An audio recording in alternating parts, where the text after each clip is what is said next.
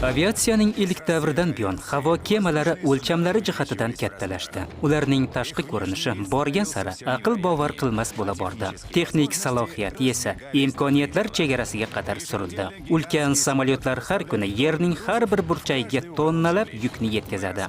Biz 5 ta mislsiz samolyot haqida hikoya qilamiz. Biroq ularning qay biri haqiqatan ham o'ziga xos? Ularning qaysi eng katta, eng tezkor va eng kuchli? Bu uchuvchi uchun eng yaxshi taktik samolyot. Ularning qaysi eng og'ir yukni tashiy oladi yoki qisqa masofada balandlikni oshiradi? Odamlar shunday bahaybat samolyot qanday qilib uchishini tushuna olmaydi. Aviakonstruktorlarning eng yaxshi muhandislik namunasini qidirib, eng yaxshi gigant samolyotni topish uchun sinovlarni o'tkazib, tahlil qilib, butun dunyoni kezib chiqdik.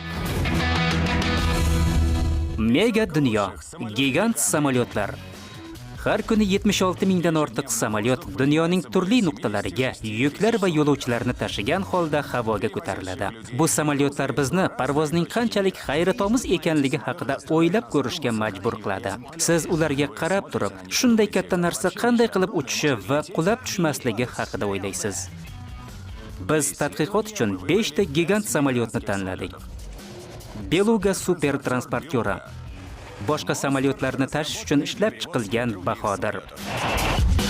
C-17 Globemaster. Yo'lsiz joylardan ham qo'rqmaydigan taktik harbiy transport samolyoti. Bashang, dunyodagi eng katta gidrosamolyot va tadqiqotimizda qatnashuvchi yagona yog'och samolyot. Aeroscraft Amerikaning aviatsiya haqidagi tasavvurimizni butkul o'zgartirishni istovchi dirijablga javobi. Amerikaning B-2 Spirit, radarlar uchun ko'rinmaydigan uchar qanot.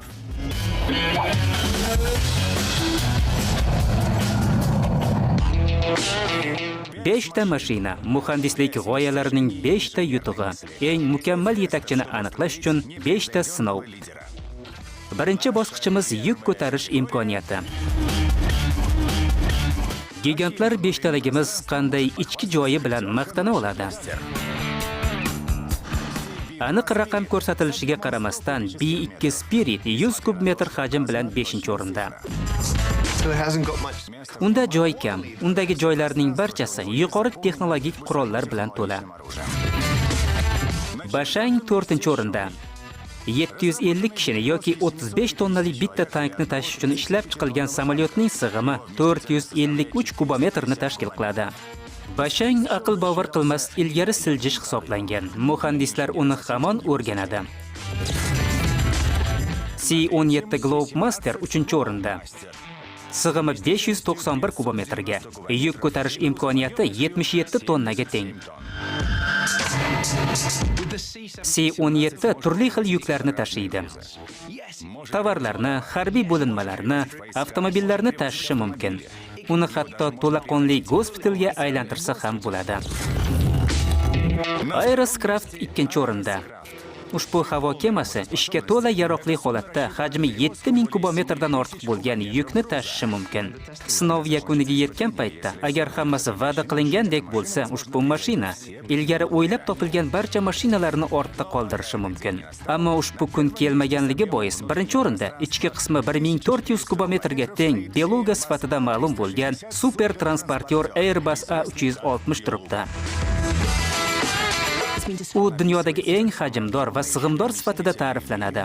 Boshqacha aytganda, u juda katta.